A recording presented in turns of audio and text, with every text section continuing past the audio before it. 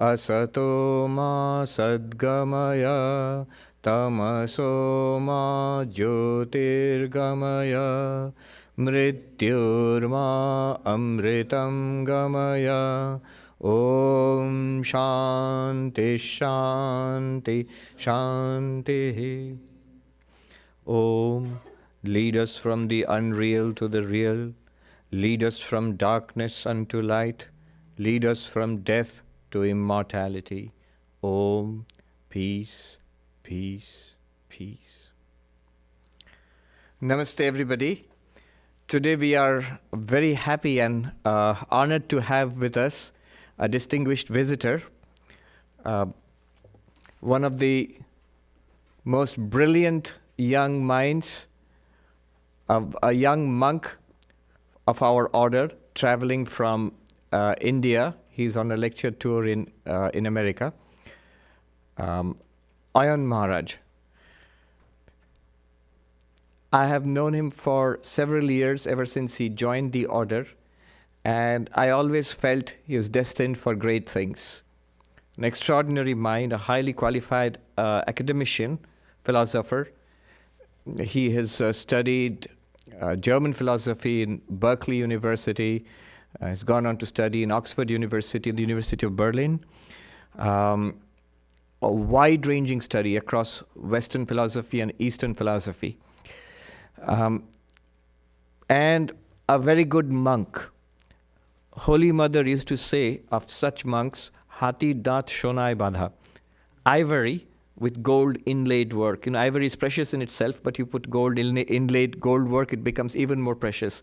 So a good sadhu with an extraordinary intellectual acumen.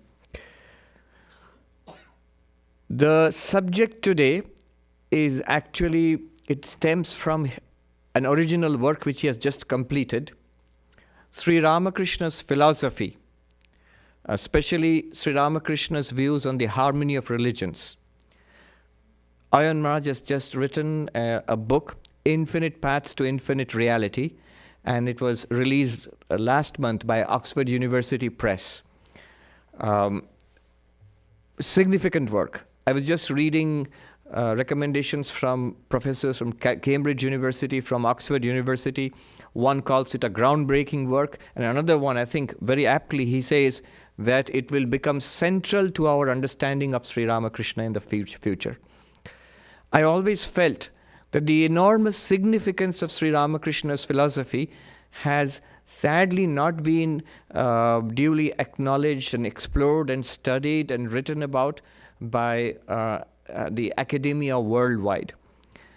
And I always felt the need for such a work, a first-class academic work, a product of a first-class mind. And by the grace of Sri Ramakrishna, it has become a reality. I was feeling so happy when the book was published. Princeton University, which is our neighbor here, just in New Jersey, they, on the merits of that book itself, they invited Ayon Maharaj to come over from India to deliver one lecture, just for one lecture in Princeton University. They did not know he was already on tour here, so that lecture happened yesterday.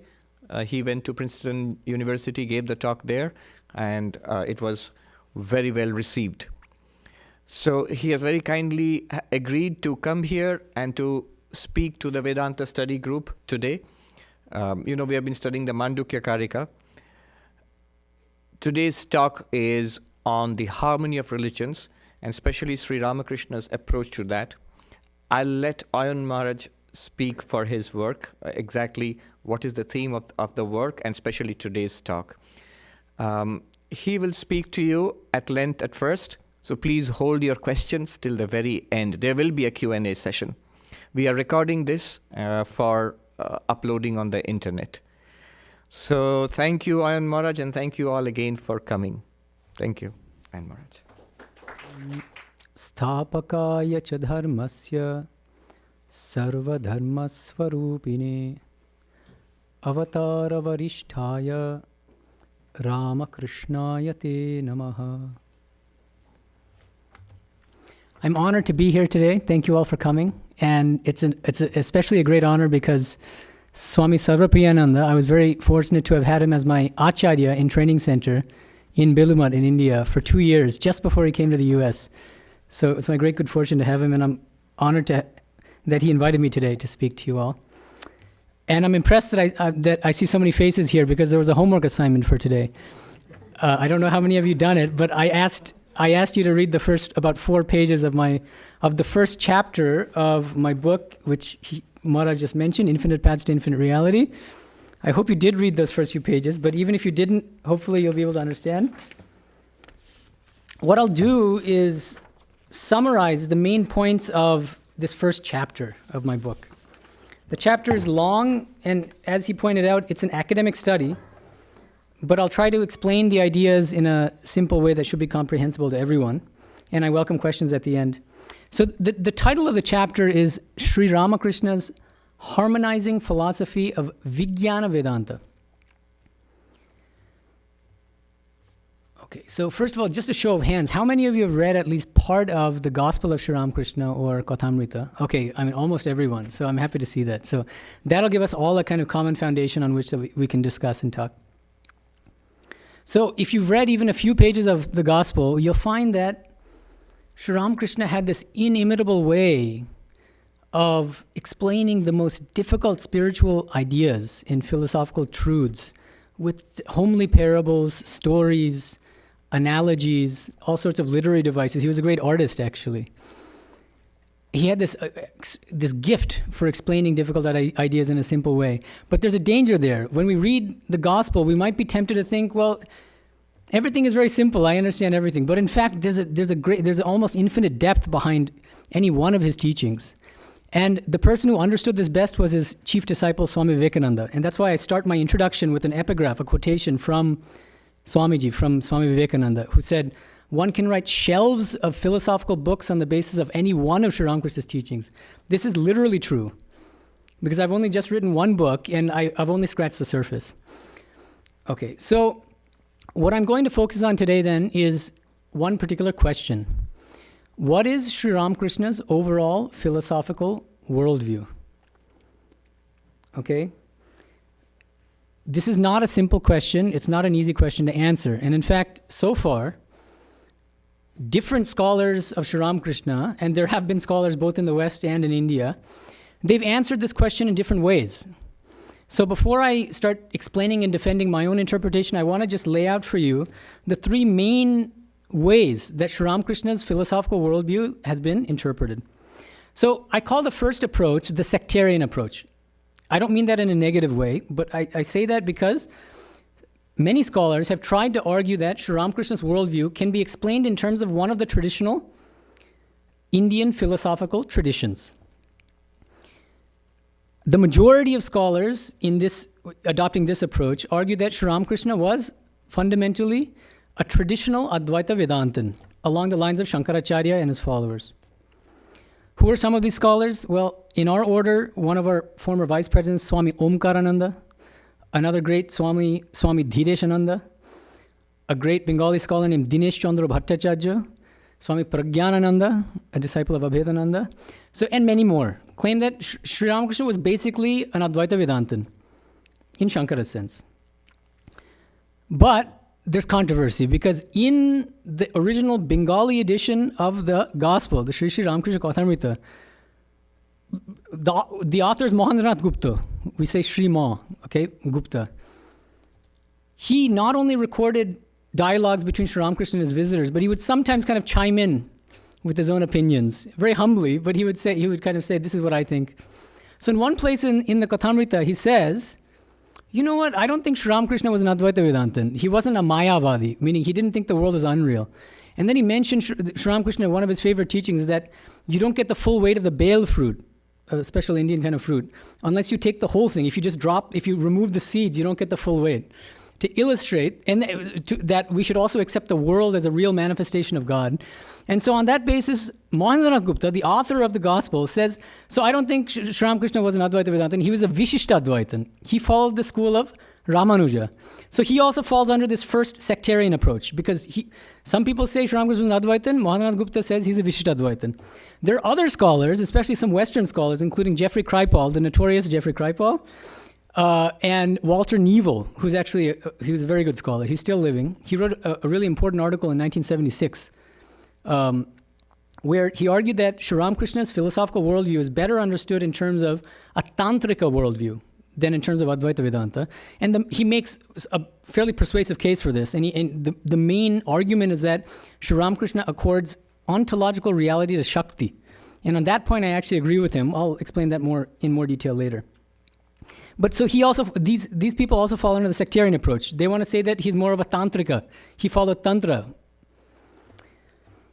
Okay, but there are other approaches. So the second approach, the second interpretive approach to Sri Ramakrishna is to say this. Well, look, Sri Ramakrishna, he didn't go through formal schooling. He dropped out at the age of 6. I think 6. And he was a simple bhakta. And, the very idea that he would have very sophisticated philosophical opinions, that he would have a consistent philosophy, it's a bit foolish on our part. We shouldn't expect him to be a consistent, rigorous philosopher. Who says this? Well, first and foremost, a scholar named Narasingha Sil.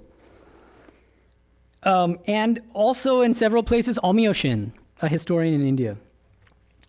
Then there's a third approach. The third approach I call the Non Sectarian Approach. Who was the first to inaugurate this approach? None other than Swami Vivekananda, on my interpretation at least. So Swami Vivekananda, when I say Swamiji, I mean Swami Vivekananda. I know it's confusing in the US.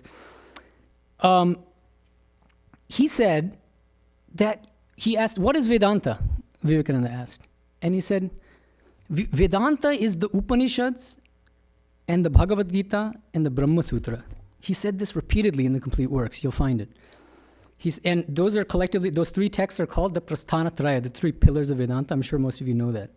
So he said, Vedanta cannot be reduced to any of the sampradayas, the philosophical schools based on the Prasthanatraya, but we should go back to the original scriptural texts of Vedanta. And he said that our greatest help in trying to understand the philosophy of the Prasthanatraya, Upanishads, Bhagavad Gita, and Brahma Sutra, is Sri Ramakrishna's life and teachings. So he understood Sri Ramakrishna as a non-sectarian Vedantan. After him, one of his brother disciples, Swami Turiyananda, wrote a really remarkable Bengali letter, I think in 1919, where he makes a very similar point, that Sri Ramakrishna was a Vedantan, but a non-sectarian Vedantan. You cannot just pigeonhole him as a Shankarite or a Ramanujite, but he somehow, he had this philosophy which harmonized the different philosophical schools. And Sri Aurobindo, he also had the same interpretation. I can give you evidence for it later, in discussion. More recently, a number of scholars have followed this non-sectarian approach to understanding Sri Ramakrishna. Some of the scholars include Satish Chandra Chatterjee. He was a great Bengali philosopher at the University of Calcutta, I think. A scholar that came here to speak, I think a few months ago, Jeffrey Long. One of our great monks, he was a vice president, Swami Tapasyanandaji. And a living monk named Swami Bhajanananda. He's also done a lot of important scholarly work. All of these more recent scholars argue that Sri Ramakrishna was definitely a Vedantan, but it would not be fair, it would be sort of reductive or narrow to call him just an Advaita Vedantan. He was a Vedantan, but a non-sectarian Vedantan, who harmonized not only all the Vedantic traditions, but all of the different religious and spiritual philosophies. So you can probably guess that I'm going to be adopting the third approach, okay, the non-sectarian approach. But I'll be arguing for it in a way that really hasn't been developed previously in such a thorough way. So, on my view, Sri Ramakrishna's philosophy is best understood as Vijnana Vedanta. That's a term that I coined. Why do I call it Vijnana Vedanta? Because all of his philosophical ideas, on my interpretation, derive from his own really unique spiritual experience of what he calls Vijnana. In Bengali, it's Bigyan. So I'll explain that in detail later. Okay, but that's what I call it Vijnana Vedanta. The term doesn't matter, so if you don't like the term, don't worry about it. You can come up with your own term.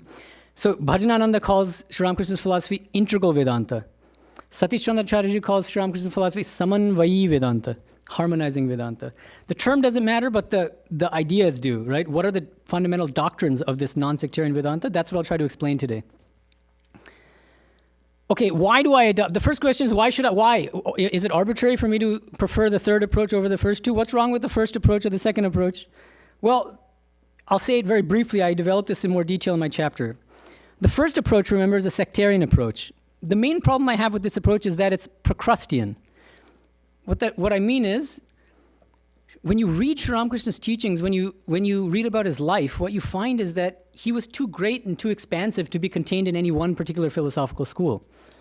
So that when you try to pigeonhole him into one particular school, you end up lopping, what Procrustes was a mythological figure who his torture device was to be placed on a kind of a small slab so that his arms wouldn't fit and his legs wouldn't fit. So that's it. So, if you say that Sri Ramakrishna was an Advaitin, then his Dvaita arms and his, Achinta Bheda ankles get lopped off. So that there's something, you're doing a little violence to him philosophically when you try to just fit him into one particular box, okay? That's the reason why I'm cautious about adopting that first sectarian approach. What about the second approach? Maybe this is true. Narasimha Sil's idea that there's really no consistent philosophy and that it's really not worth even trying to find something consistent. Well, I think he's really severely underestimating the philosophical rigor and depth of Sri Ramakrishna's ideas. Just because he didn't have a formal education doesn't disqualify him from being a philosopher. And in fact, this whole book is an attempt to prove Narasimha Sil wrong, actually. And to show that Sri Ramakrishna was an absolutely rigorous philosopher who can hold his own against the best minds, the best philosophers that we have today. Okay, so what I'll do for the remainder of the talk is try to explain Sri Ramakrishna's worldview of Vijnana Vedanta. So in part 1 of this chapter 1 of my book, I go into some detail explaining some of his spiritual practices. He was absolutely unique in this regard. He didn't just practice one path and realize God. You all know this, I'm sure. But he practiced many paths. So he started by practicing Shaktism, and he realized God is Kali. But he didn't stop there. He said he called himself a glutton in the spiritual field, which means he wanted to taste God, relish God in various moods, and experience God in different forms and aspects. So then he went on to practice many Vaishnava practices, and he realized God through the Vaishnava path. He also remarkably practiced Advaita Vedanta under his Advaitin guru Totapuri, a wandering monk. But even more remarkably, he also practiced both Christianity and Islam. These days, in philosophy of religion and theology, one of the most important concepts that's being hotly discussed is this concept of dual religious belonging or multiple religious belonging. Sri Ramakrishna is arguably an unprecedented case of quintuple religious belonging. Shaktism, Vaishnavism, Advaita Vedanta, Christianity, Islam. It's unheard of. So he has profound contemporary relevance, okay? There's more, but you can look at the chapter if you want details. So in part 2, there's a section on hermeneutics. What is hermeneutics? See, in humanities involves usually the study of texts, especially fields like literary studies or philosophy. When you study a text, you have to have principles that govern how you interpret the text, okay? That's what the field of hermeneutics is. So what I do in part 2 of this chapter, and I'll only just very briefly pick out a couple of the principles, is provide those interpretive principles, okay? Because unless we have a very disciplined approach, we're not going to be able to do justice or to capture really Sri Ramakrishna's philosophical ideas. Why? Well, because he didn't write a philosophical textbook. What we have is recorded dialogues in the original Bengali between Sri Ramakrishna and his visitors. And it's our job as interpreters or as scholars to try to discern what his own philosophical worldview is. But it's not that simple. So, for instance, one of the interpretive principles that I explain, the first one, in fact, is we should refrain at all costs from imposing external philosophical concepts or ideas onto the text or reading external ideas into the text. We should take Sri Ramakrishna's teachings on their own terms. I'll give you a concrete example.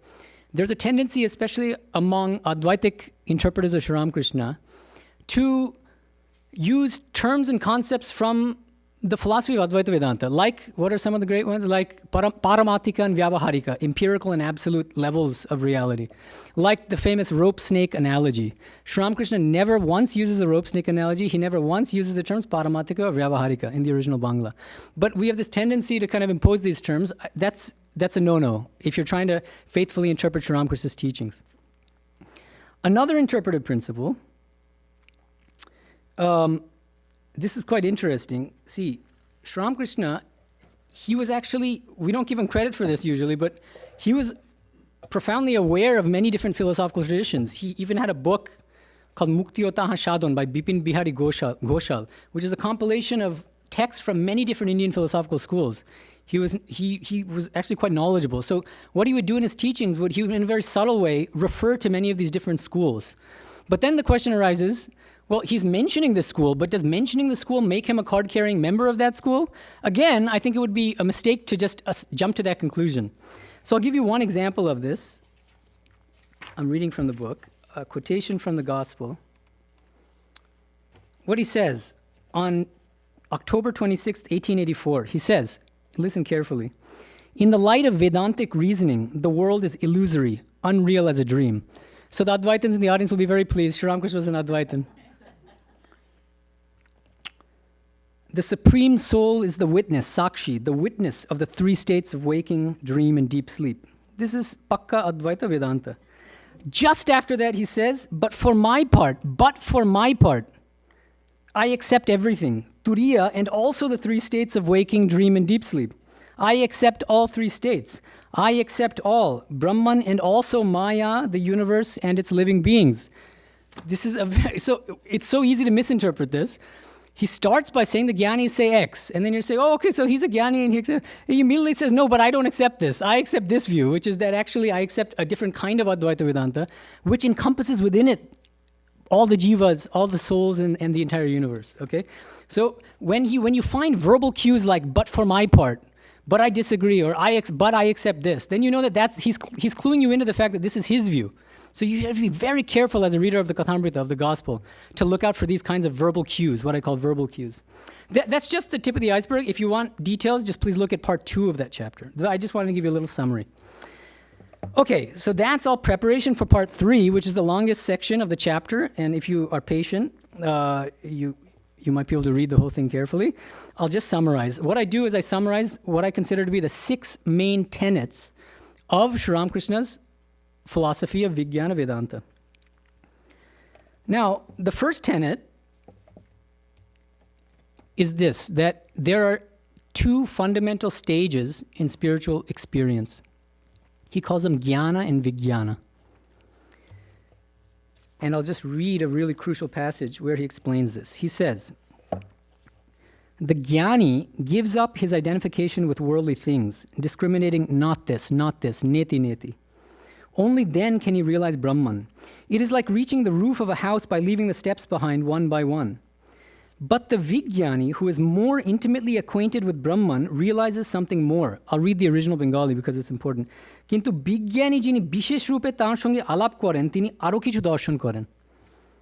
He realizes that the steps are made of the same materials as the roof, bricks, lime, and brick dust. That which is realized as Brahman through the eliminating process of not this, is then found to have become the universe and all its living beings. The Vijnani sees that the reality which is nirguna, impersonal or attributeless, is also saguna, personal or with attributes. A man cannot live on the roof for a long time. He comes down again. Those who realize Brahman in Samadhi, Nirvikalpa Samadhi of Advaita, come down also and find that it is Brahman that has become the universe and its living beings. This is known as Vijnana. So what Sri Ramakrishna, he's saying this on the basis of his own spiritual experience. I already mentioned that he practiced Advaita Vedanta under Totapuri. After Totapuri left, Sri Ramakrishna had an intense desire to just merge his individuality in the non-dual Brahman. And he was a spiritual genius, so he did that, and he remained in the state of Samadhi for 6 months at a stretch. At the end of this 6-month period, suddenly the Divine Mother came and said to him, remain in Bhavamukha.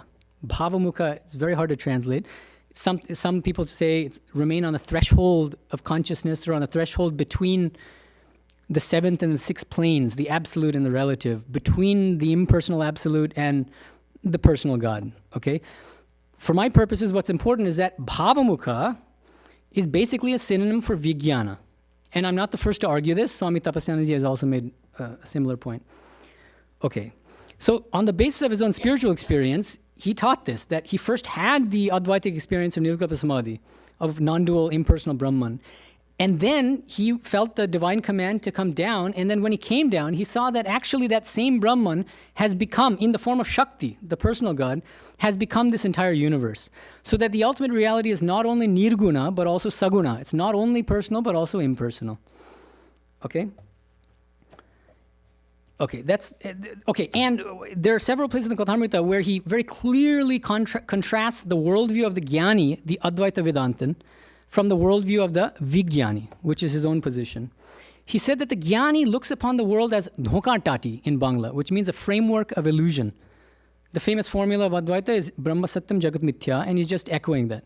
The Jnani, Nirvikalpa Samadhi, you don't perceive the universe, you don't perceive any Shakti or personal God, so they infer that they're unreal. I don't perceive it in the highest state, so they're unreal. Sri Ramakrishna says that by contrast, the Vijnani sees the world not as unreal, but as mojar kuti, as a mansion of mirth, as a mart of joy. There are different ways of translating it. Maja comes from the Urdu, maza. Okay, that's the first tenet. You might ask, what makes this Vedanta? It could be his own random spiritual experience. Where do we find this in the Vedantic Scriptures? It's a very good question. I think that one of the most important scriptural sources is the Bhagavad Gita. Because in chapter 7, in fact, in the colophon, at the end kind of quotation of chapter 7 of Bhagavad Gita, they give a title, a traditional title, and the title is Jnana Vijnana Yoga. And again in that chapter, but also in other chapters, the terms Jnana and Vijnana come up. But those terms can be interpreted in many ways and have been interpreted in many ways. So Shankaracharya gives what has now become the standard reading. Jnana means intellectual knowledge or scriptural knowledge of the Atman. Vijnana is anubhuti. It's a spiritual experience of the Atman. So it's a difference between intellectual and spiritual knowledge. However, there are two commentators I'm aware of who have interpreted these terms Jnana and Vijnana in the Gita from the standpoint of Sri Ramakrishna. The first was Sri Aurobindo. He wrote an almost 600-page English commentary called Essays on the Gita, where he systematically argues that the terms Jnana and Vijnana throughout the Gita should be interpreted very basically like Sri Ramakrishna, the way that Sri Ramakrishna did. That Jnana is the spiritual knowledge of the impersonal Atman. Full-blown, it's not just intellectual knowledge, it's the actual spiritual knowledge, Brahma Jnana. And Vijnana is what he calls the integral knowledge of God as both personal and impersonal. And he says this in many places. That would have been a different lecture. But if you're interested, you can look at Sri Aurobindo's Essay on the Gita. I also have an article published in Philosophy East and West in 2015 where I kind of discuss Sri Aurobindo's interpretation of Jnana and Vijnana in the Gita and show his debts to Sri Ramakrishna. Okay, if you're interested, you can get that from my academic website. Okay, so that's the first tenet. Second tenet. Spiritual truths, supersensuous realities, cannot be understood with our finite, rational intellects. Our intellect has fundamental limitations. So that in order to understand deep spiritual truths, we need spiritual experience, which transcends reason. So I often use the word supra-rational. Spiritual experience and spiritual truths are supra-rational, which means beyond reason, but not against reason. That's really crucial to Sri Ramakrishna's philosophical worldview. And he often highlights this second tenet by asking a rhetorical question. Can a 1-seer pot hold 10 seers of milk? Seer is an old unit of measurement, right? So the 1-seer pot is the finite intellect. And of course, you can't fit 10 seers, which is spiritual truths, supersensuous realities, within the confines of the rational intellect, right? Okay, so there's also a very interesting passage in the Kathamrita, one of my favorites, which shows how intelligent and how modern Sri Ramakrishna was. Narendranath, which is the pre-monastic name of Swami Vivekananda, was at that time in the 1880s a student at Scottish Church College. He was a philosophy major. And he had just read William Hamilton, the work of William Hamilton, a Scottish philosopher. So I'll just read a short passage from the Gospel. Narendra said to Gupta that he had been reading a book by Hamilton, William Hamilton, who wrote, "A learned ignorance is the end of philosophy and the beginning of religion." Master, meaning Sri Ramakrishna, to M. What does that mean? Because he said it in English. Sri Ramakrishna didn't know much English. Narendra explained the sentence in Bengali. The master beamed with joy and said in English, "Thank you, thank you." He knew a few English words. Thank you was one of them. He's so pleased to hear this. This is very interesting because William Hamilton was basically a Kantian. He followed Kant. I'm sure some of you at least know the name. Immanuel Kant was a great German philosopher, and his masterpiece, published in 1781, and the second edition in 1787, was called The Critique of Pure Reason. The whole book is an attempt to show, through reasoning, that reason has fundamental limits. So you can call it a kind of humbling, a self-humbling of reason. Reason's self-humbling, something like that. And Kant even said in the preface to, I think, the second edition of The Critique of Pure Reason, I had to deny knowledge in order to make room for faith. This is exactly what Hamilton is saying, right? So Sri Ramakrishna, what's interesting, he didn't, I think a superficial reading of the gospel might lead us to think that Sri Ramakrishna just discouraged reasoning, but that's not true. That's short shrifting Sri Ramakrishna's position. What he said is that don't become arrogant in your reasoning. And he said, in fact, he encouraged reasoning that's humble enough to acknowledge its own limitations. That's the second tenet. Because what happens is, once reason actually grows humble, it can open itself to possibilities beyond reason. What are those possibilities? Well, those supersensuous truths, supersensuous realities, spiritual experiences that lie beyond reason, but not against reason. Scriptural basis, you'll find a plethora of quotations. One of the most famous is from Taittiriya Upanishad, Yato vacho nivattante apra apya manasa saha. So it's a definition of Brahman as that which is beyond words and beyond the mind. But there are many others that you can find. Okay, that's enough for the second tenet. The third tenet, absolutely crucial tenet. But remember that, I try to explain these tenets in order for a reason, because this third tenet is based on the first and second tenets, okay? So the third tenet is that the ultimate reality, which I like to call the infinite divine reality, or the infinite reality, is both personal and impersonal, both with and without form, both immanent in the universe and beyond the universe. So this seems paradoxical, and we might say, how can that be? We have rational minds, and we say, how can it be both at the same time? They seem to be contradictions. But remember the second tenet, which is that Sri Ramakrishna explicitly teaches that doctrines which may appear to be contradictory to the rational intellect, in fact, can be reconciled on the heights of spiritual experience, which is supra-rational, okay? So where does he say this? What's the evidence for this third tenet? Well, it's all over the place in the gospel, actually. So I'll just give you a few pieces of evidence. He says in one place, and notice that when he teaches the nature of ultimate reality, he almost always gives these teachings from the standpoint of Vijnana, and that's very important. He says, the Vijnani sees that the reality which is Nirguna is also Saguna. The Vijnani sees that the reality which is Brahman is also Bhagavan. That which is beyond the three gunas is also Bhagavan endowed with the six divine attributes. Vijnani dekhe jini nirgun tini shagun. Vijnani dekhe jini brahmo tini Bhagavan. Jini gunati tini saraswajya purna Bhagavan. Okay, now, there's another one of his favorite teachings which expresses the same idea, even more succinctly. He says, Brahmo o Shakti abhed. Brahman and Shakti are, and then how do you translate abhed? There's another kind of controversy. Nikhilanandaji tends to translate it as identical. I actually humbly disagree with him, and I think that identical is actually misleading, philosophically speaking, and that a better translation would be something like inseparable. So I translate it as Brahman and Shakti are inseparable. It's not that the personal God and the impersonal absolute are identical. They're not the same, but they're different aspects of one and the same infinite divine reality. That's how I interpret it, at least. And he says this again and again, and he frequently illustrates the inseparability of Brahman and Shakti by means of a series of analogies. I'll just mention a few of them. His favorite was fire and its power to burn, Ogni artan dahika shakti. But he mentions many others, milk and its whiteness, the sun and its rays, a gem and its brightness, water and its wetness, a snake and its wriggling motion, still water and agitated water, so all of these. Notice that in all of these analogies, there is bidirectionality. What that means is that there's a kind of mutual entailment between the two objects, right? So that is, you can't have fire without its power, without fire's power to burn. You can't have the power to burn without fire. And that's true with all of these analogies. Why is that philosophically significant? Well, because what he means to illustrate by means of that analogy, that Brahman and Shakti are inseparable, is that that Brahman is dependent on Shakti, and Shakti is dependent on Brahman. That there's a mutual kind of dependence or entailment between them. Why does that matter? Well, because that directly contradicts traditional Advaita Vedanta.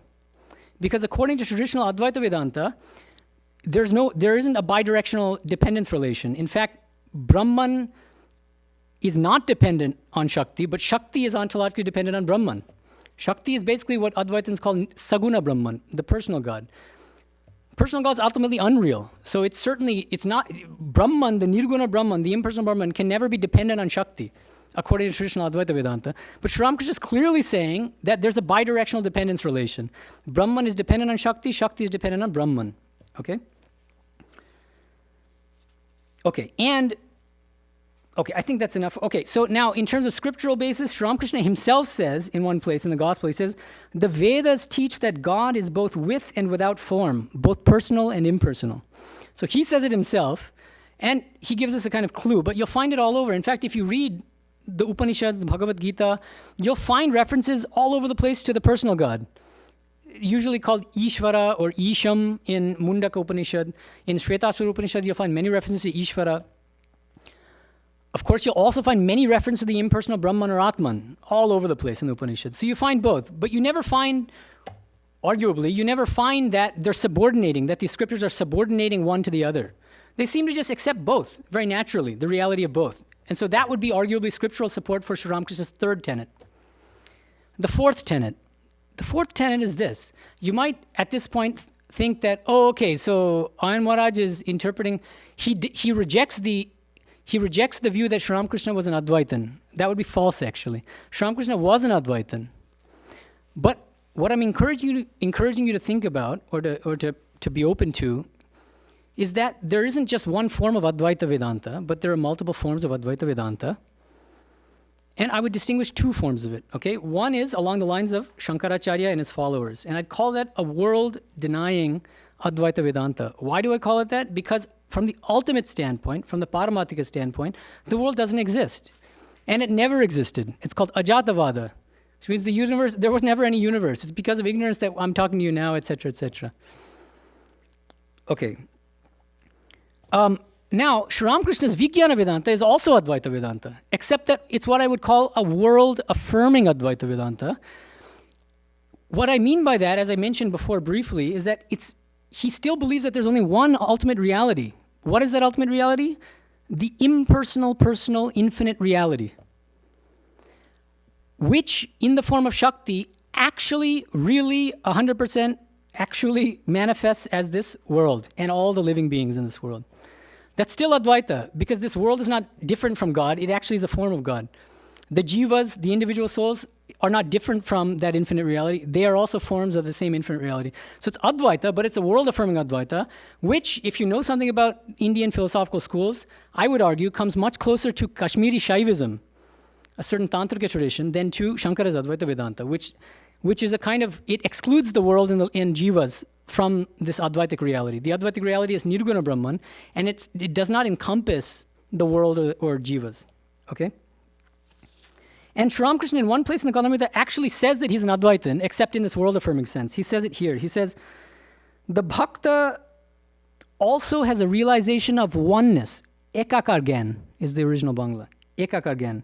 He sees that there is nothing but God.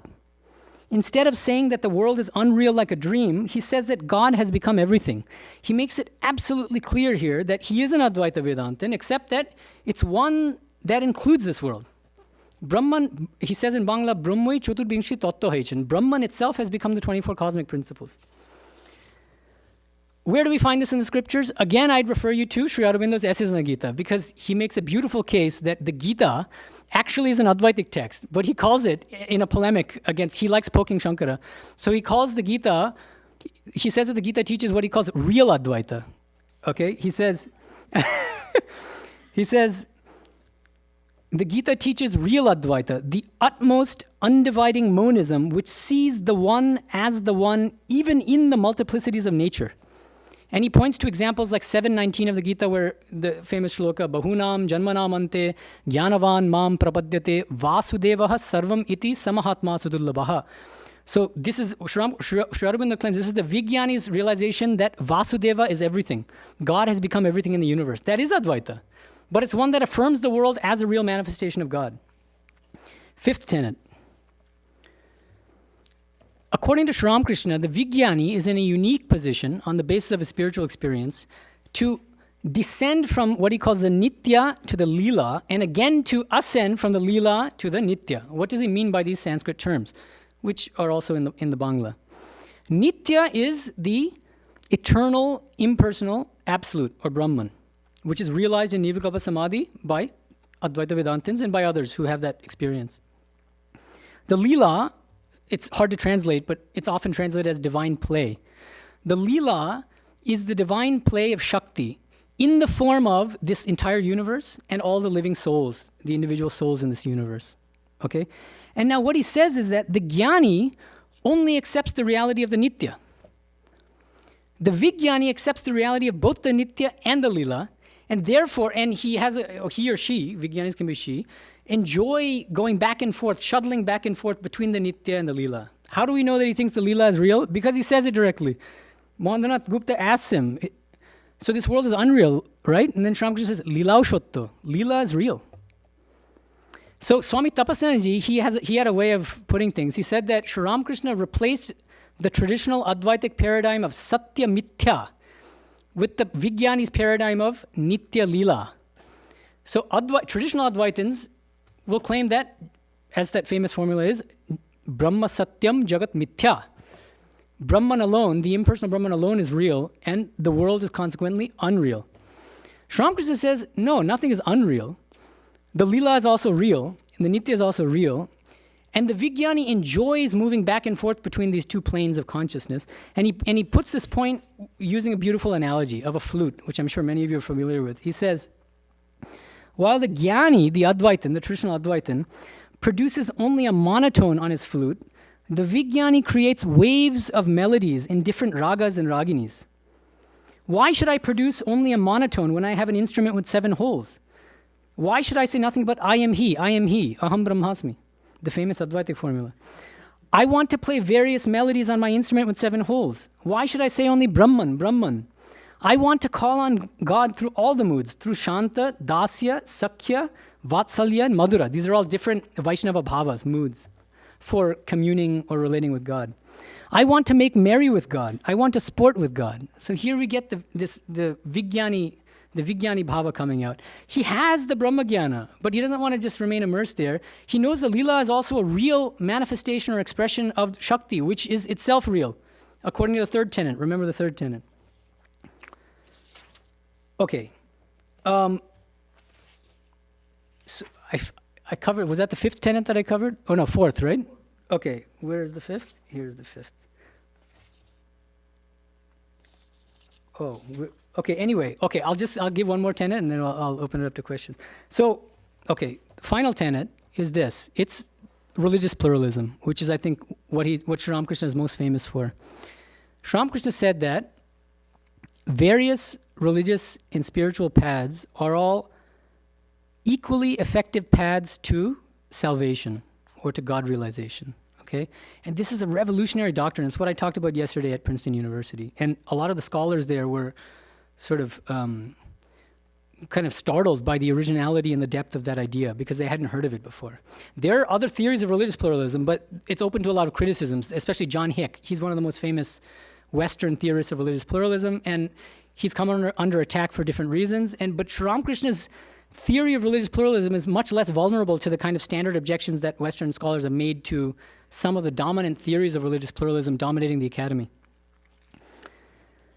Okay, so what I think is important, and this is again one of the main reasons why I call his philosophy Vijnana Vedanta, is because he explicitly derives his religious pluralism from the spiritual experience of Vijnana.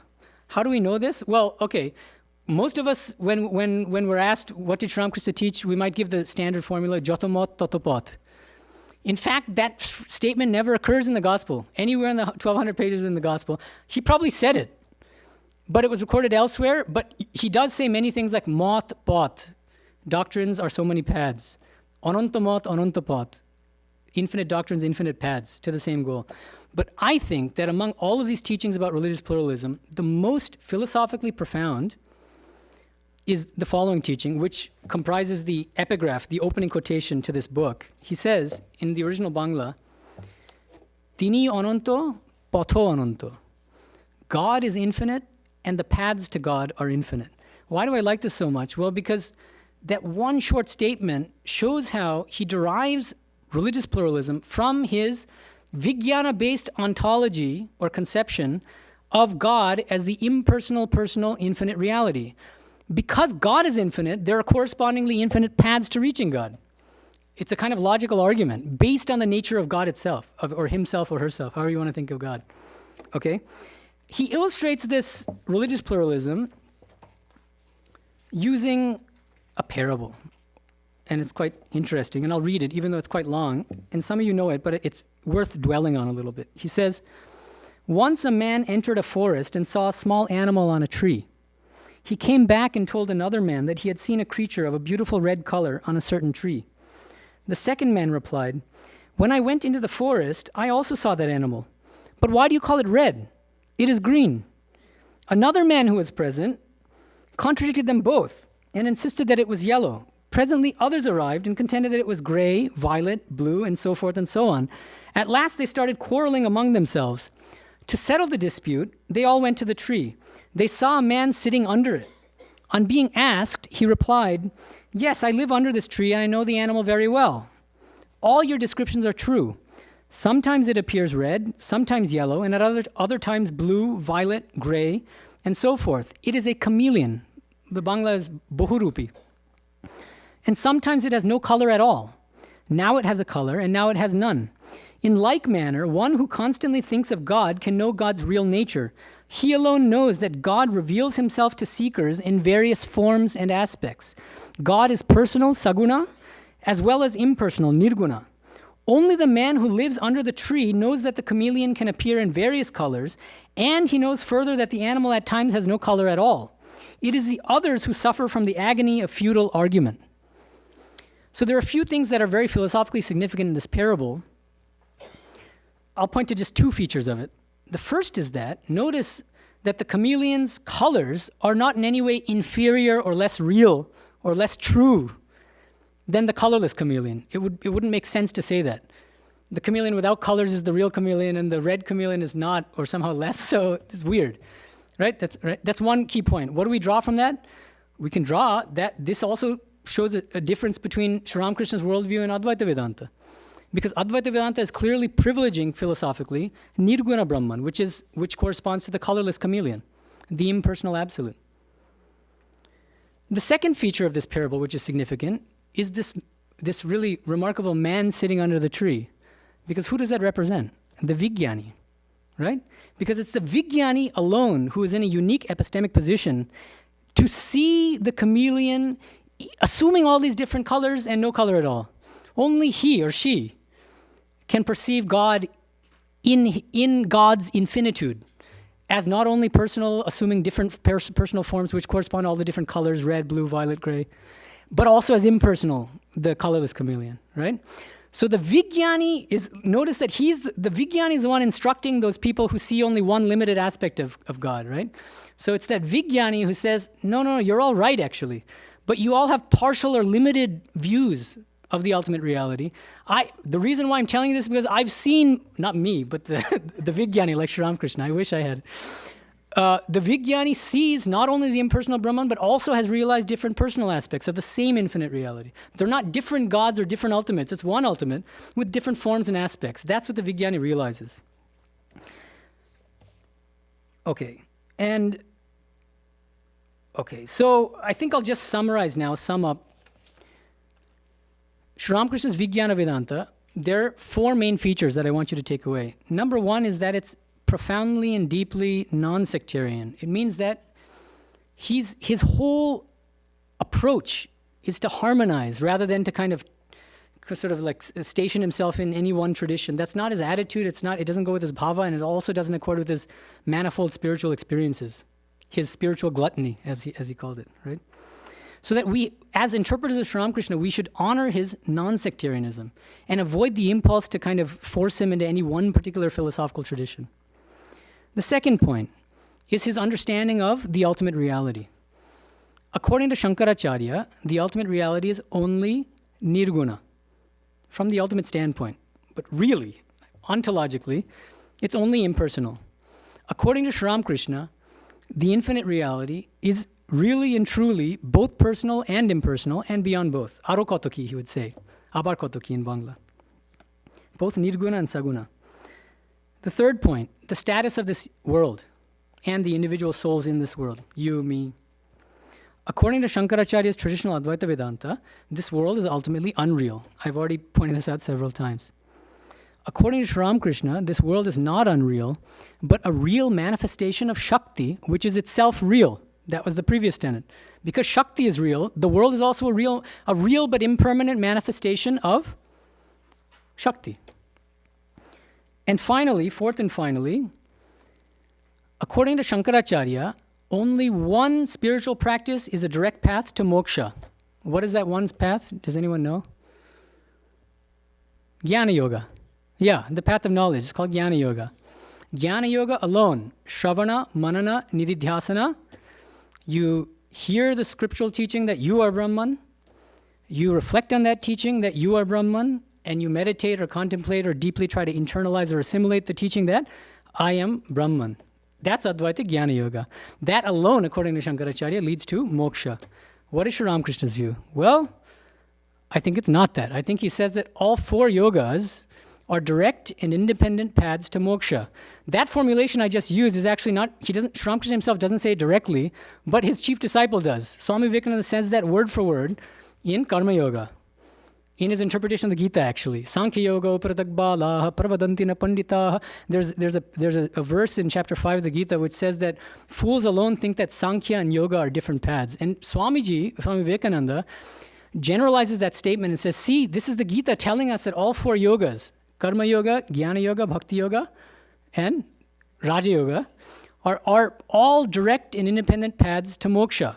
Just by practicing bhakti, you can reach the absolute. You can reach the same goal, that same infinite reality. Through Karma Yoga, you can directly reach the infinite reality. According to Shankara, Karma Yoga is not a direct path. He doesn't say that they're useless. He says they're very, very useful and in fact, arguably, at a certain stage in spiritual life, essential, absolutely necessary. But he says that it can't take you all the way. He says that through Karma Yoga, we achieve purification of mind. He calls it Chitta Shuddhi in Sanskrit. And through devotional practices like upasana, worship of the personal God, this is complicated, but he basically says, Shankara says usually that it leads to purification and concentration of the mind. Okay? But that's not enough for moksha, for liberation. Then those bhaktas, those karma yogis, have to leave off their practices once their minds are sufficiently pure, and they have to sit under an Advaita guru and learn from him, and then go through Advaita Jnana Yoga. There's no direct path besides Jnana Yoga. And here I think Sri Ramakrishna's, as that last tenet that I pointed out, his religious pluralism, that's based on the view that bhakti can take you to the goal. Karma Yoga can also take you to the goal directly, without the need for this final practice of Jnana Yoga. Okay? So that's the summing up, and I'm more than welcome to try to answer your questions as best I can. Thank you for listening.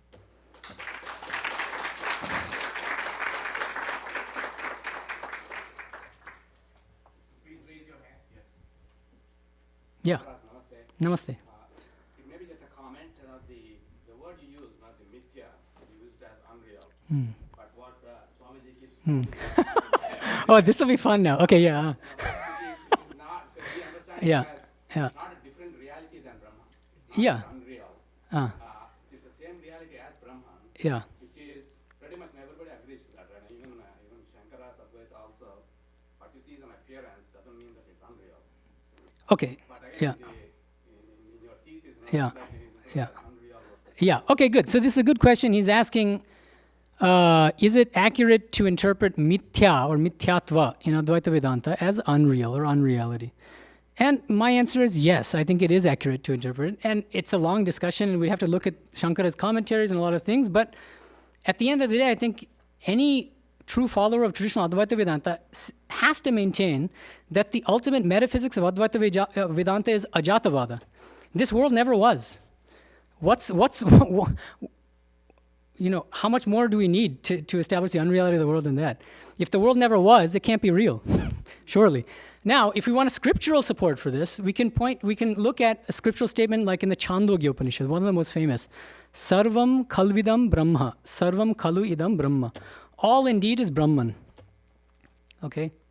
Shankaracharya, in a very interesting passage in the Brahma Sutra Bhashya, he brings up this passage and he says, yes, this is true. Everything is Brahman. No problem.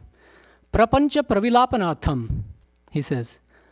What it means is, what this statement is, what the Upanishad is telling us is, everything is Brahman once you subtract the all, the everything.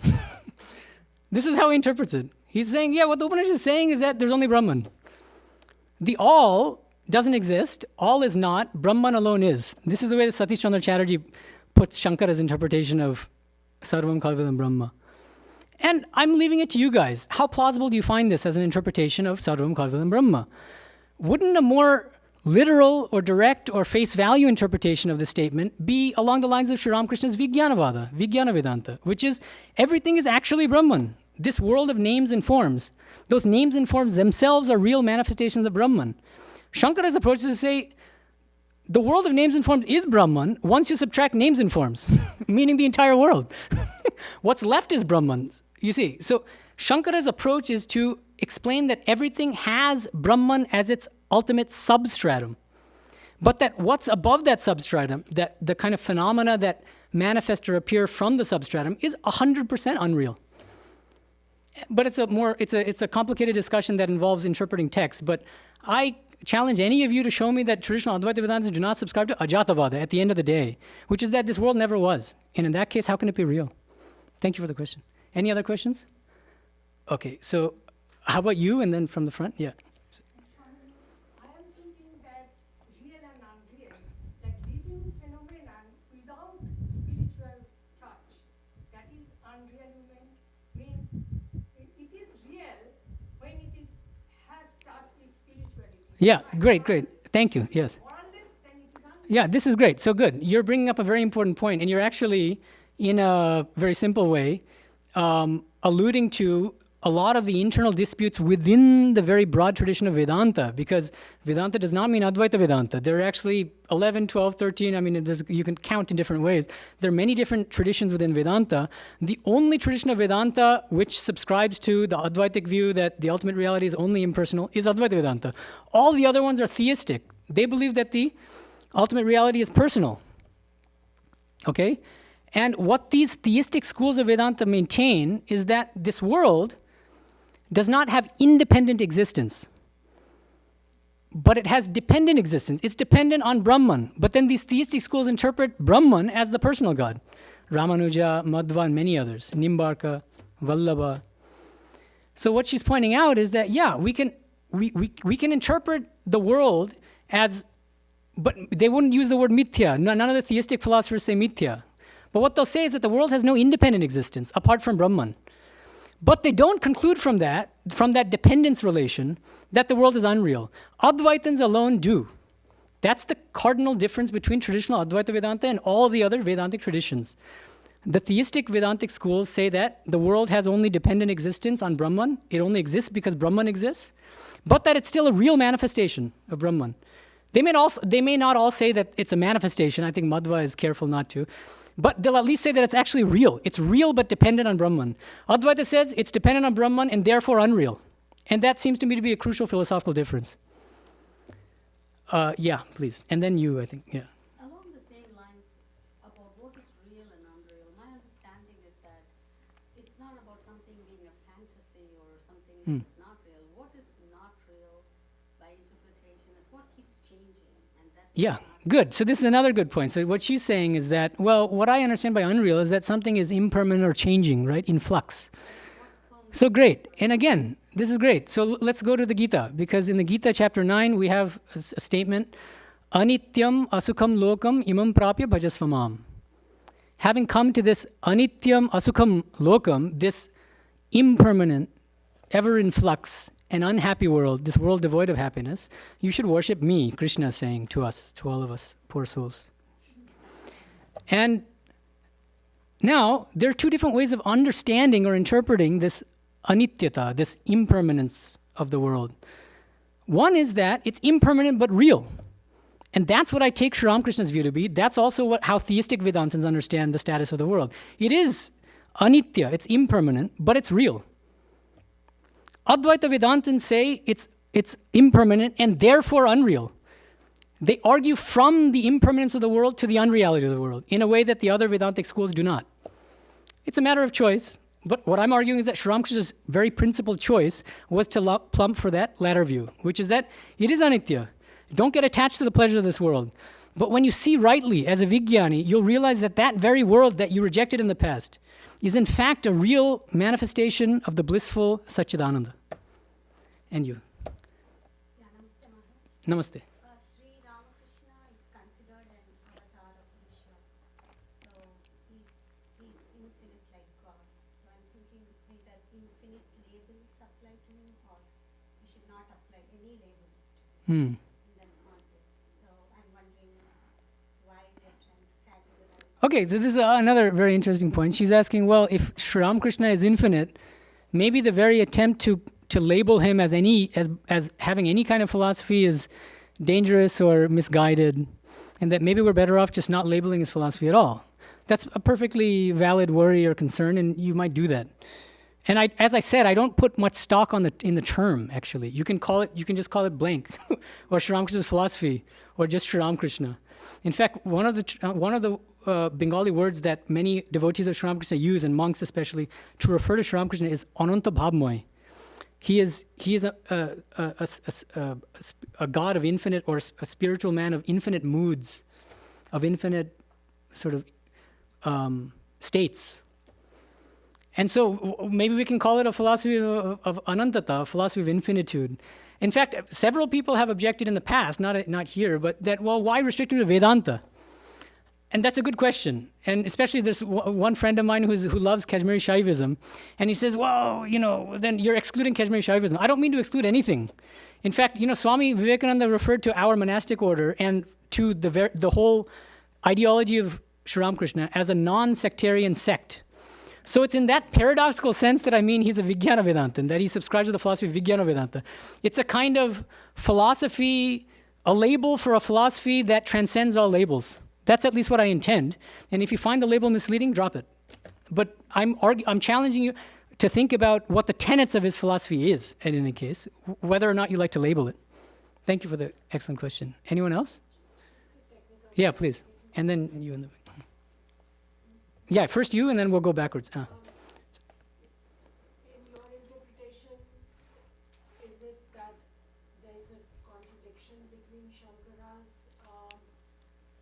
Advaita Vedanta teachings versus Sri Ramakrishna's approach, or is Shankara's approach a subset of him being the larger pluralistic spiritual? Right, good. So that's a good question. So am I claiming that Sri Ramakrishna's philosophy contradicts Shankara's philosophy, or that somehow his philosophy, Sri Ramakrishna's philosophy, encompasses or includes, but also includes other philosophies? So it's the latter view.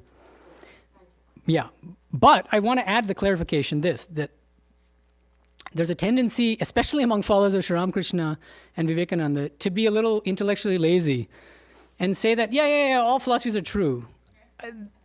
That's easier said than done, and in fact, you end up in foolishness if you really mean that literally. Because let me just give you a case.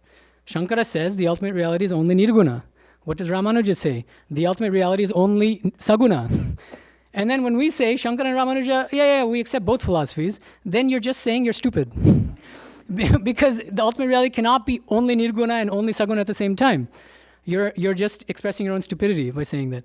So instead, it's what I'm trying to do. When you try to portray Sri Ramakrishna as a rigorous philosopher, you have to try to avoid those kind of lazy harmonizing, what I might call lazy harmonizing. So in that regard, I'm trying to pinpoint where he actually substantially differs on certain philosophical points, not only with Shankara, but also with Ramanuja. And so he also disagrees with Ramanuja. Where does he disagree? Well, Ramanuja says Brahman is only saguna. But Sri Ramakrishna says, no, there's also a nirguna aspect, which Ramanuja does not accept. So it's not. So I think if you're honest and rigorous in explaining Sri Ramakrishna's views, you have to take a stand and you have to say that he disagrees with Shankara, Ramanuja on certain points. But what I argue in the chapter, if you read the chapter carefully, what I argue is that even though he disagrees with them at the level of doctrine on certain points, he agrees with some doctrines of some schools, he disagrees with other doctrines of those schools, but he accepts what I call the spiritual core of each of these different philosophical traditions. And I explained that in detail. But for instance, what is the spiritual core of Advaita Vedanta? Well, the impersonal aspect of the infinite reality, the Nirguna Brahman, and that can give us liberation in Nirvikalpa Samadhi. He 100% accepts that. But he disagrees with Advaita in placing Shakti, the personal God, at an inferior level. And then we can go on with all the traditions and show how he accepts the spiritual core of a philosophy without subscribing to all of the tenets, of the philosophical tenets of any of those given schools. That, I think, is a more rigorous approach. I think you had a question, and then we'll go backward and then to you. Yeah, please, yeah. Namaskar.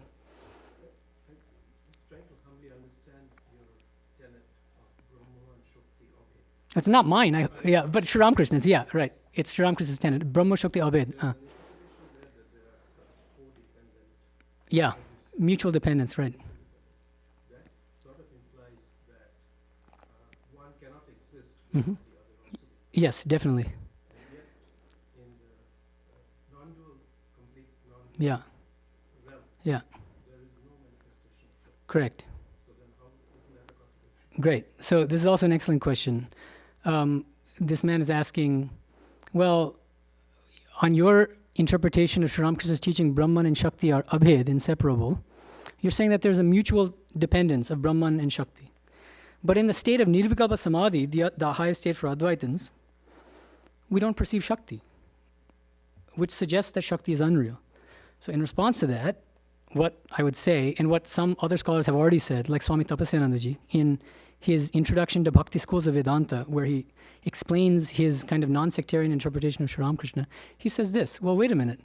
Just because in one state of consciousness, in the state of Nirvikalpa Samadhi, we don't perceive Shakti, it's not a logical inference that Shakti does not exist. It may be, but it need not be. And that what Sri Ramakrishna is saying and what's so radical about his teachings of Vijnana is exactly that. The Vijnani, after attaining the state of Nirvikalpa Samadhi, he also reaches the roof. Remember the roof and the staircase analogy. It's not that the Jnani goes to the roof, the Vijnani somehow stops short and then comes back out of fear or whatever, or out of incapacity. He goes to the roof. He's in Nirvikalpa Samadhi. He also merges his individuality in Nirguna Brahman, like the salt doll melting in the ocean. But he comes back. And that coming back, how is that even possible if Shakti is unreal? So then that's how Ramanuja and other theistic Vedantins actually refute the Advaita position. They say there's no possibility of Jivan Mukti, of coming back from a state of Samadhi, unless Shakti is unreal and this world is a real manifestation of Shakti. But these are kind of dialectical controversies which are very complicated, and there have been debates over the course of many centuries. But it's an excellent question. Back there, somebody had a question, then we'll come around. Yeah, please. Yeah.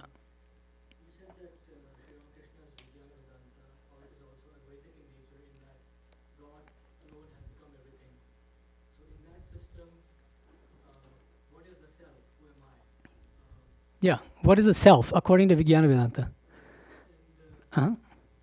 Okay, well, let's go one question at a time. What is the self in Advaita? In Vijnana Vedanta, the self is the Nirguna Brahman, the Nitya, the impersonal absolute. It's exactly what Shankara calls the self. So I don't actually see any difference with that. What is the duality? So because Sri Ramakrishna is saying again and again, Brahman has become everything in the universe. So that's not duality, it says there's only Brahman. There's Brahman as Nitya, which is this kind of static, impersonal absolute, or this transcendent absolute, Satchidananda. And then there's that same Brahman, it has the capacity to manifest. That, I think, is key to understanding Sri Ramakrishna's understanding. So he's saying that same Brahman has the capacity to manifest as Shakti. And that Shakti manifests as everything in this world. But that means there's only one reality. So the reason why I said that Sri Ramakrishna philosophy comes closer to Kashmiri Shaivism is because Kashmiri Shaivites are an Advaitic school. They call themselves Shivadvaita. It's a Shaiva Advaita school. They believe that only God exists. But that this world is not apart from God, it's actually a manifestation of God. Yes? If one considers Leela to mean a play, then doesn't it also mean that it's not real?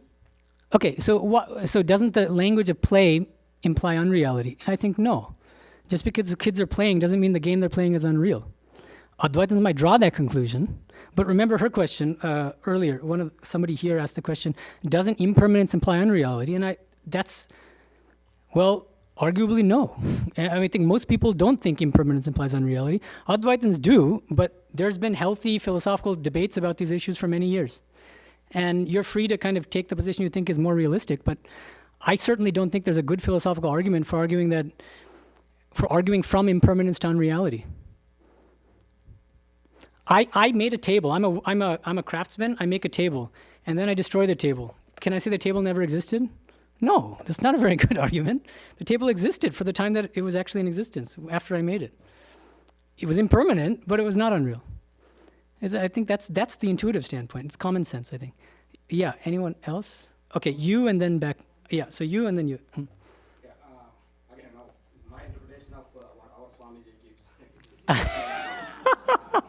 I want just before you go, the greatness of our monastic order. I really believe this, and the greatness of this tradition, the Ramakrishna Vivekananda tradition, is that we're positively encouraged to think of Ananta Bhavamai Thakur and Ananta Bhavamai Vivekananda in different ways, based on our preferences, our temperaments. Just see, this is just living proof of that. Yeah, but thank you, please.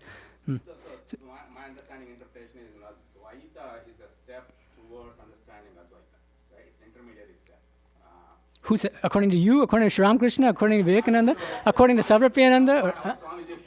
okay, yeah. Hopefully I Yeah. interpreted it correctly. Okay, You so, can take it as my understanding. great, okay, let's start with that. Okay, now, Stick with that, yeah, like Swamiji. My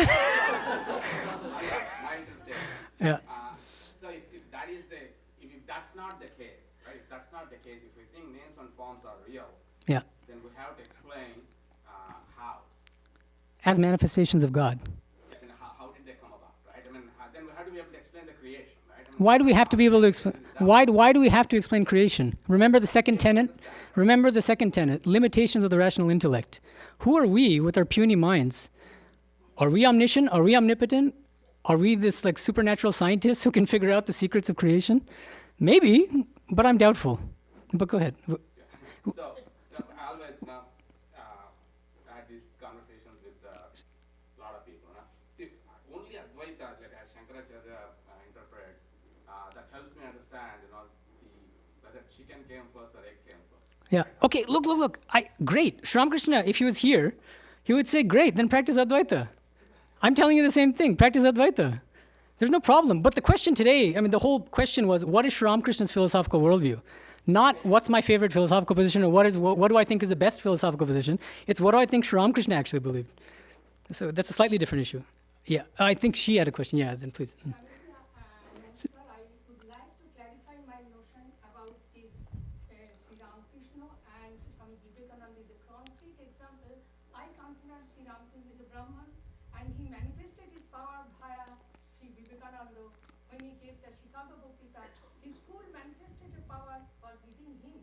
Then it is clear to us, I think, that manifested power is working because he was Brahman, full knowledge. And when he wanted, he never himself did humanitarian work, but he used Swami Vivekananda. He stopped him from being Nirvikalpa Sankara. He said, no, you have work to do. And he did it. That is the manifested power. I think I am not understanding. I want to clarify my notion, whether I was wrong or So not. is there a question or? I am Okay, so- asking you, am I right or wrong? That Sri Ramakrishna, I consider him as a full knowledge. He was Brahman. And he used Vijnanavad. Concrete example, he came as Swami Vivekananda, where he used his manifested Okay. Okay, yeah. Okay, so, yeah. Okay, I'm not entirely clear on the question, but one incident that I think is very formative in Swamiji's life, or Vivekananda's life, is when Swamiji, the young Vivekananda, told Sri Ramakrishna again and again, I just want to immerse myself in Nirvikalpa Samadhi and forget about this world, good riddance.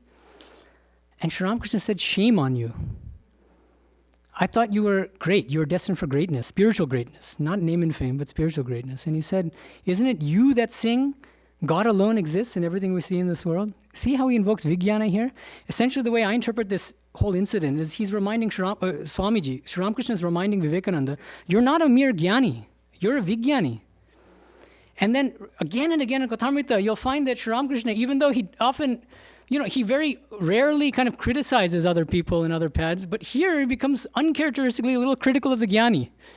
And he says the Jnani is like a little piece of driftwood. As soon as a little bird sits on it, it'll sink. And he says the Vijnanis like Narada are like huge ships, or what we might call aircraft carriers nowadays. And they can carry not only themselves, but so many thousands of people along with them across the shore of samsara, of transmigratory existence, right? That's the analogy. So that the Vijnani, he's telling Vivekananda, be a Vijnani. Don't be a mere Jnani reveling in the impersonal absolute. That's good, but you should revel in different moods and give your life's blood to serving mankind, seeing them as real manifestations of God. Shiva Jnane Jiva Seva. Yeah, you and then you, yeah. Uh-huh. So, in your exposition of tenets and the way you have looked at specific areas of what Sri Ramakrishna actually spoke, is there a risk that you have cherry-picked some aspects or some parts of his speech to build this construct? Yeah, so this, yeah. Tried to interpret it in another way and see Right. if it can still fit? Right, so this is a really good, this is a kind of hermeneutic question, actually. She's asking, and it's a very important question, she's asking, well, okay, so you might have found what seem to be convincing passages from the Gospel which support this kind of Vijnana Vedanta interpretation of Sri Ramakrishna, but maybe you're cherry-picking. Maybe there are other passages which go in the Advaita direction. So that's a great question. It's one that I accuse other commentators of doing, right? So then I welcome people to throw that, hurl that against me as well. But I invite any of you to write your own book or your article, but that's because you have to do the hard work. It's not, you don't get off the hook.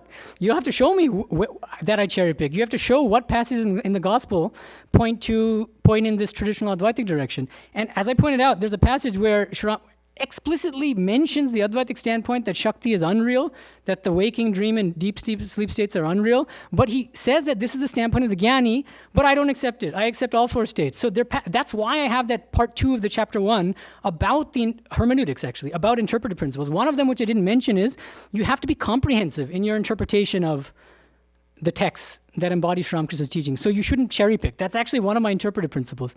You have to look at things comprehensively. You can't. In fact, it's the Advaitans, I would argue, who are more guilty of cherry picking. One of my favorite, there's a very old monk in Bilumad, whom Sarvapyanaji knows very well, who loves to quote the very first teaching of Swami Brahmananda's Bengali compilation of Sri Ramakrishna's teachings. The first one is, a visitor comes to Ramakrishna and Sri Ramakrishna says, or the guy asks, well, in one teaching, tell me the truth in one teaching. Sri Ramakrishna says, Brahma Satyam Jagat Mithya. That's it. And then this very senior Swami who loves traditional Advaita, see, Sri Ramakrishna Advaitan. And I would, like you, say, wait a minute, I think you're cherry picking, because what about this path, Brahmo Shukti Abhed? What about Jini Nirgun Tini Shogun? What about this? What about that? What about that? So that, what I've tried to do in this book is to avoid cherry picking by actually writing a book and trying to be comprehensive. And I invite all of you or any of you to take up my challenge to refute me. I think somebody there had okay, fine. Yeah, you go. Yeah. Thank you for your lecture. And in Shankara Advaita, as I understand it, Brahman is beyond cause and effect. Brahman is Pratyekara and Vilakshana. Mm-hmm. My question is, how you find in Gospel, Sri Ramakrishna goes beyond this doubt. How Sri Ramakrishna goes beyond this contradiction that Brahman is not its own cause and effect. Right. I think what you're asking is, if Brahman, the impersonal Brahman, is understood as being beyond cause and effect, how can it become everything in the universe? Is that? How Ramakrishna doesn't even fall in the trap of in this. What is the trap exactly? The trap is that in Shankara Advaita, work cannot get you to moksha. Oh, okay. You got to say that. Okay, so that's not okay. Work cannot lead you to moksha. Now, I'm having trouble following the question. Ramakrishna doesn't fall in that trap, as you see in the Handbook. Okay. Can somebody explain his question more clearly? Can give you salvation is one of the propositions, right? Of the Vijnana Vedanta, yeah, okay. Oh, okay. How do you justify karma yoga as a direct path to moksha? Is that the thing? So, okay. Okay, let's stick with one confusing question. Okay, so no offense, but okay. So yeah, regarding this, God is omnipotent in an absolutely radical sense. According to Sri Ramakrishna, he would say in many places, tar shab shambhabe. Everything is possible for God. Okay? So now, through karma yoga, you attain purity of mind. And then what Sri Ramakrishna says, again, one of the key refrains in the gospel is God's grace. Bhagavana kripa, Ishwara kripa, Bhagavana kripa hole brahma gyana dite pare. He says, by the grace of God, you can even realize Brahman. So God sees all of his creatures, and he sees us struggling, and he sees us working sincerely as a karma yogi or as a bhakti yogi, and then he says, whoosh, and he gives us Brahma Jnana. If you want a more logical explanation, I'm not sure I can give it to you, but I'm not sure that's necessary. Swamiji does try to, I think, Vivekananda. And what he says is this. He starts with the declaration that each soul is potentially divine, and that what he says is that we have the knowledge of Brahman latent within us, and that all spiritual practice has the aim of manifesting that knowledge within us. How do you manifest the knowledge? By removing the layers of ignorance. How do you do that? Through any of the yogas. Because we already are jnanis in a sense. It's just that we're ignorant of being a jnani. So that would be a kind of an even clearer explanation, I think very much in the spirit of Ramakrishna, of explaining how any of the four yogas can lead directly to moksha. And somebody else had a question. No? All right. I've convinced all of you. Okay, yeah, go ahead. Swami, you described what you've researched, what you've read, in the book about it. What do you actually believe? That's also a good question. What do I believe after all this? I mean, this would be a different lecture, but in my own still, brief spiritual journey since joining the order 2010, but even before that, when I first read Vivekananda, I was an agnostic. And so the only spiritual philosophy I could stomach was traditional Advaita Vedanta. Brahma Satyam Jagat Mithya, this world's a dream. I loved it. And I thought it was the most intellectually satisfying and rigorous philosophy there is. And that was the beginning of my spiritual journey. And then for a combination of reasons, I moved away from that toward this Vijnana Vedanta view. First reason is that I started reading Kathamrita more deeply and more carefully in the original Bangla, and I just could not tally Sri Ramakrishna's teachings with traditional Advaita Vedanta. And I was too much of a devotee of Sri Ramakrishna to prefer Shankara to Sri Ramakrishna. Number two, scriptures. I started studying the Sanskrit scriptures more deeply, the Upanishads, the Bhagavad Gita, and the Brahma Sutra. And with every single one, and I'm a scholar, I'm hopelessly a scholar, an inveterate scholar. So when I read a scripture, I'll also read 100 commentaries on them, not just of the traditional ones, but also a whole host of modern scholars, George Thibault, V.S. Ghate, Meinkar, and a huge number. And what I'm finding is that apart from Shankara and his followers, almost nobody thinks that Brahma Satyam Jagat Mithya is a plausible interpretation of these three scriptures. Where is there a clear statement in the Upanishads of the Bhagavad Gita that the world is unreal? Where is there a clear statement in any of these three scriptures that Saguna Brahman is an inferior reality or ultimately unreal? I don't find it anywhere. I dare you to find it. And maybe you do. But I never found it. And I try to be honest with myself, and I couldn't find it. So again, my shraddha in the scriptures also led me to say, well, wait a minute. If I really believe in the scriptures, and Vivekananda wanted me to believe in the scriptures, then I also can't maintain traditional Advaita Vedanta. Thirdly, and this is the third kind of stream they all kind of converged, which led me to adopt this broader position. The third is as a sadhaka or as a monk. I found exactly what Sri Ramakrishna warned about. He said, you can talk big about Advaita, but so long as a thorn pricks you and you bleed and you feel pain, you're not an Advaitan. And you're not qualified to practice Advaita. And now, the interesting thing and the confusing thing in our tradition is that Vivekananda comes and just simply reverses that teaching and opens the floodgates of Advaita to everybody. He says, forget all this Adhikari Bheda nonsense. Everybody deserves to know the truth. Everybody should be able to practice Advaita. And I once believed that. And then I sort of saw how foolish I was being, I'm saying personally, because I couldn't truly live Advaita Vedanta. Somebody says something critical in passing and I get upset or I get angry. Is that Advaita? That's not Advaita. So as a sadhaka too, I realized that the danger of hypocrisy, and one of Thakur's favorite teachings was Monmukh ek karo. Make what you say and what you believe inside one. And I was failing in that regard. Those were the three factors which led me to accept this, what I call Vijnana Vedanta. Okay, let's let him ask first, and then I can get confused again. Okay.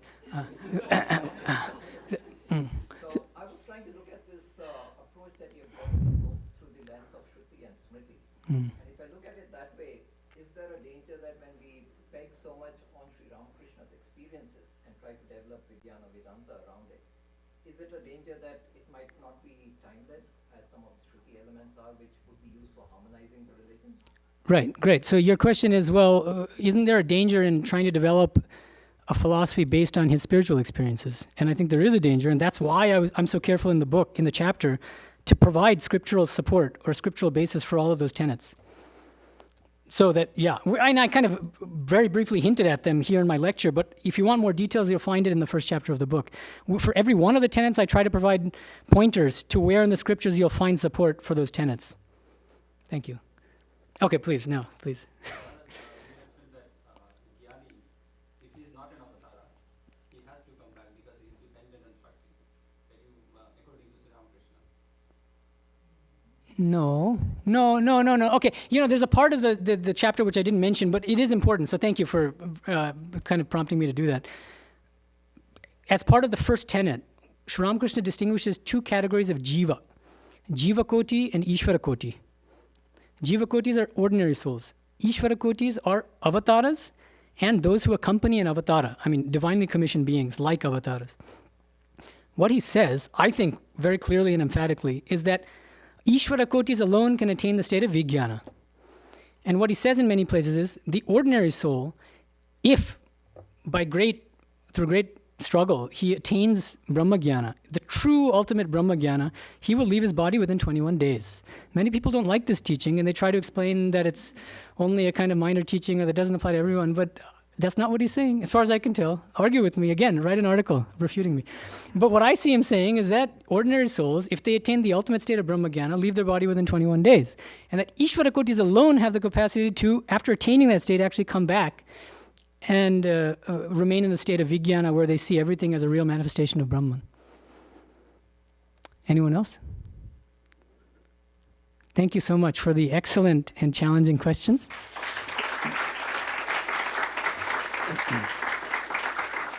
That was an excellent talk, an extraordinary work which Ayon Maharaj is doing. And I was thinking, this is the kind of work I always wanted. It's beyond my capacity to do it, but it's somebody like this was necessary. And I also believe this is the beginning. You see, what Shankaracharya said, or Ramanuja, or all the other great acharyas, they have a huge body of commentarial work on their work. So the system is developed over a period of centuries by extraordinary commentators, extraordinary scholars and teachers who have come after Shankara, for example. And then the whole system is developed, what we call Advaita Vedanta today. You are seeing something like that happening. At the source is Sri Ramakrishna, but we really have not had system building so far. They are only the seeds of that. And I think the first solid work, high-class, world-class work, which brings together all the scholarship that has gone on since Sri Ramakrishna, and then takes it forward, is Ayon Maharaj's work. So, yes. And it's a beginning. I hope and pray, I pray to Thakur Ma and Swamiji, that it's a beginning. I know he told me personally, I don't know if he will want me to share it. He went to most revered President Maharaj in Belur Math, and President Maharaj actually wanted to, he called for you. Yes, he called for you. And he read the book. He's 90, he's in his 90s. He read the book, and he praised Ayon Maharaj greatly. Ayon Maharaj said, please bless me. And President Maharaj said, you have the blessings of Sri Ramakrishna. Without that, you could not have written a book like this. So this is, I hope and pray, and I'm sure, this is the beginning of a tradition which will go on for centuries. So all strength to Vijnana Vedanta. If some of you are feeling... No, he has coined that term. There's somebody else who coined the term Vijnana Advaita, Sharma, I think. But Vijnana Vedanta, and I have a feeling it'll catch on. I'll personally use the term. So it is important. It is important. Most people see me as a die-hard non-dualist, which I am. Absolutely. It requires a little bit of fine-tuning. If you have felt confused by this, because we have been doing Exactly this. We had just finished introducing the subject of Ajatavada in the last class before no cessation, no origination, no sadhaka, no liberated person, no spiritual seeking, no jivan mukta, things like that. So we did that verse. And here comes... no questions for me. No, not right now. I think, and I think you've all got the feeling, that you're looking at something vaster here. It's not really contradictory. It subsumes. And especially if you add one more thing, Sri Ramakrishna's idea of paths. So different paths can be different. That's the idea of having paths. Paths are different. Another idea is the idea of pedagogy, methodologies of teaching. If it works, if it takes you to that realization, it's good. So when Sri Ramakrishna says all of spirituality is Brahman is real and the world is false, he teaches that to somebody. But that's not the only thing he teaches, and it's not necessarily reflective of his overall paradigm of spirituality. But it's a very, very, very potent teaching, which is enough to take you to liberation. So if you're a little confused, well and good. It's not good to reach certainty or certitude too early. It's good to remain with an open mind and probe this. Thank you very much for coming. Thank you for the wonderful questions. And our thanks to Ayon Maharaj for coming and giving this wonderful talk. We pray to Sri Sri Thakur for a long life of devoted spiritual practice and philosophical productivity. Thank you very much. Thank you.